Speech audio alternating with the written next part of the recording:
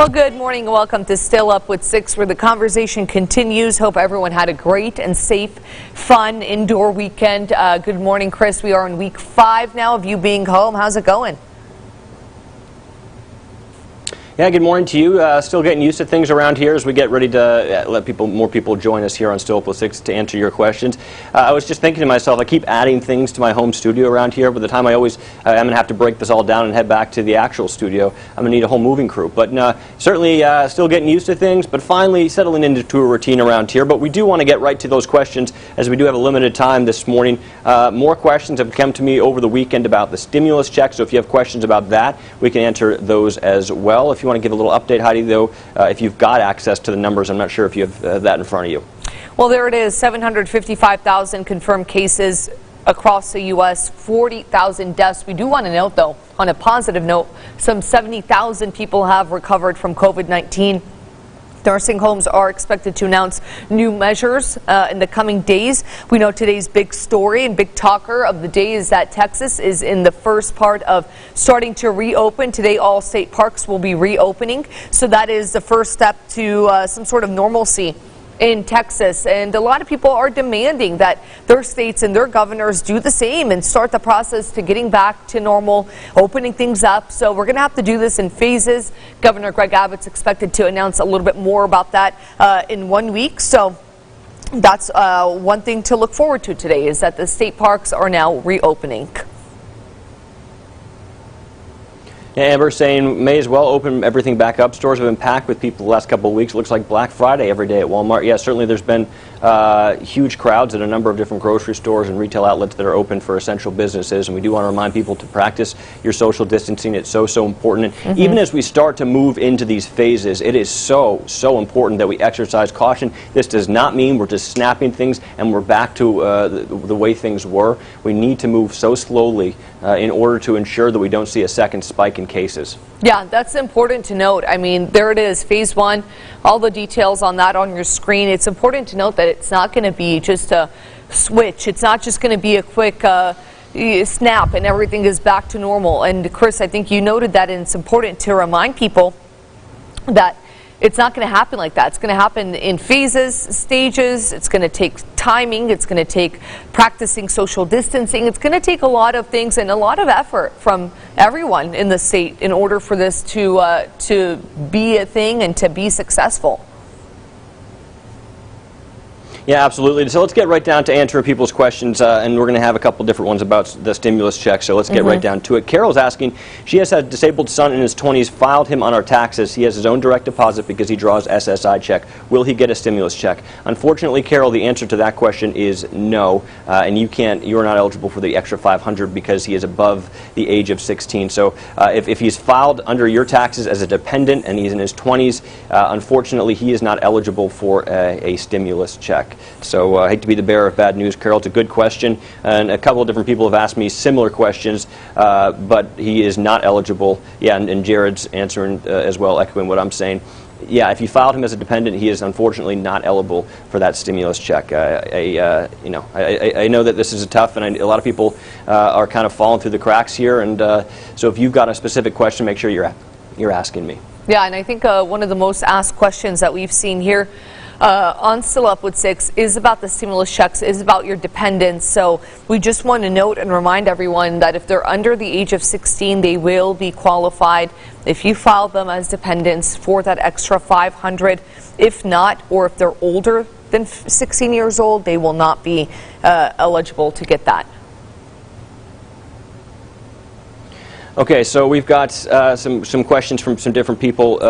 Melissa has a good comment. Could have a huge domino effect with more people becoming sick. It's a good point. That's why we need to be safe when we do this. Let's see. Quentin says, are we going to get the checks for every month? Unless you're on unemployment, you will not get consistent checks, Quentin. It is just a one-time stimulus check, that one-time $1,200 or however much you qualify for. So no, you will not be getting it every month. I know a lot of people have had questions about that because They saw the proposal from House Democrats potentially giving some qualified Americans $2,000 a month. Now, we want to remind you, that is a proposal that most likely will not be passed by the Senate. So I know that people have seen that and confused that for something that is actually happening. That is not the case right now. And, I don't want to get into too much conjecture, but I would surmount a guess that that will not be the case going forward either. Angela is asking if we know when the DMV will open. That remains unknown right now, but a lot of services are online, so be sure to go to the DMV's website to see if you can get whatever you need done online.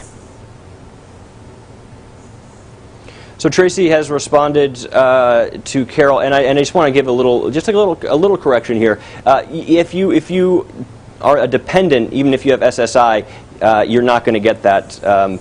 But if you are not a dependent and you have SSI and you qualified, you will get it on your direct card or whatever, the account that you receive your normal benefits. But in Carol's case, Tracy, her son, because she filed him as a dependent, will not be receiving the $1,200 stimulus check. So I just want to do a little clarification there on that point. Now, Heidi, some good news is I got some follow-ups over the weekend from some people who were having some difficulty navigating that IRS stimulus tracker, and I had directed them to a number of different resources on our website, and they'd actually followed up me a number of them and said they were able to track down that payment, and they received that successfully. So there are some people that also had to update some information. So it looks like people are starting to work out some of the little glitches and issues with that IRS stimulus tracker. I think I got four or five people who followed up with me and said, "Hey, thanks, I worked it out. Here's the deal with my case." So that was pretty encouraging to see, and maybe the IRS is working out some of the problems they are having with this initially. Courtney weighing in, let's open up just with strict guidelines. We've got to be able to go back to work. That is a good point. There are millions and millions of Americans who don't have a job right now, who aren't working, who have applied for unemployment, and that number is expected to continue to rise as we stay at home, as we continue to battle this pandemic. But I do think that the issue is that reopening the state or even the country, I think, comes with some negative parts, because if people aren't practicing those guidelines in place, which we've seen, a lot of people still aren't social distancing. A lot of people still aren't, staying at home, and they're out and about and taking the whole family to the Walmart. I think that's what the issue is. I think people are fearful that we'll get a second wave of COVID-19 cases, and that is what we're trying to avoid.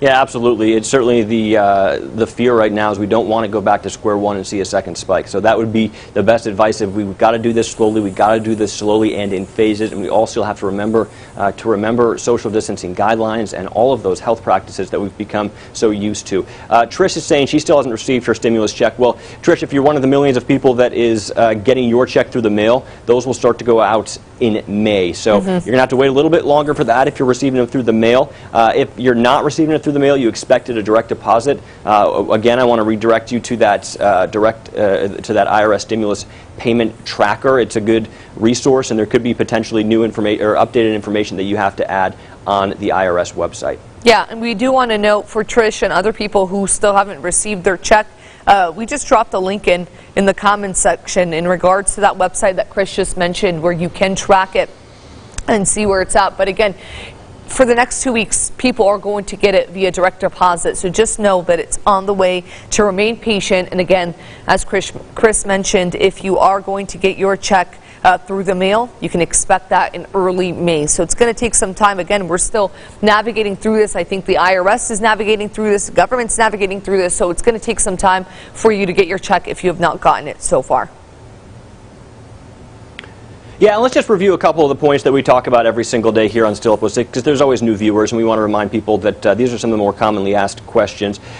Here we go. Number one, if you are an SSI, Social Security, railroad benefits, retirement, all those, you do qualify for this if you are under the salary level. Another thing that people keep asking me, it's the number one question I get, am I going to have to pay this back? We do want to remind you, no, you're not going to have to pay this back either on your taxes or in any other form. This is a kind of a gift from the government, and it's not considered income, so it's not taxable either. Those are the two of the big questions, Heidi, that I get the most in my inbox right now. So I just want to keep reiterating those points for people and driving it home. home. So again, you're not going to have to pay this back. I got 4 or 5 different people over the weekend asking me that question as well. I followed up with them, but no, you're not going to have to pay it back next year.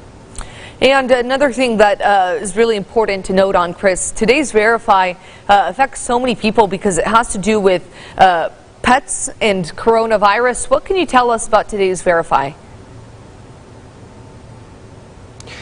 Yeah, so I want to touch on that real quick because it's a good one. It's a question that I've gotten the second most after the stimulus check questions. And what it is so many people contacted me, followed up with me after that article that we posted a couple weeks ago that some tigers that one tiger in the Bronx Zoo tested positive for COVID-19. And obviously, for good reason, that spurred a lot of concern about people and their pets. So we've told you that dogs cannot test positive for COVID-19. We had that one case in Hong Kong, but that most likely was a case of the testing being compromised. So I do want to remind people that the chances of your pet getting COVID-19 is incredibly low. Now, I do want to say, because of this morning's Verify, I'm able to let you know that cats are more susceptible than dogs in terms of catching COVID-19, but still the likelihood remains incredibly low. The tigers in the Bronx Zoo were exposed to an asymptomatic zoo worker. But in terms of cats versus dogs, yes, cats are more susceptible than dogs, but still the risk is relatively low.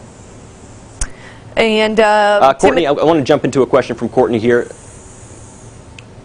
Sorry to cut you off there, Heidi. I just want to jump into this question from Courtney. Does anyone know how long we have to file our taxes? I know it's been extended. I just want to let you know, Courtney, it has been extended till July 15th. That is the new deadline. So you've got a little bit of time here, but July 15th is the new deadline. And then we're getting a question, when will hospitals allow visitors again? That remains unknown, especially because you think about hospitals, people there are sick.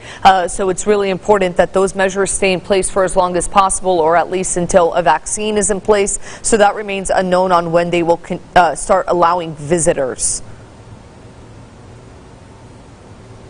Yeah, absolutely. And, you know, their non-elective surgeries could start as soon as Wednesday, I believe. Heidi, is that correct? Is that part of Governor Abbott's new phasing program, is that if you've got a non-elective surgery that was before considered that needed to be delayed, that now can go forward starting Wednesday, I believe.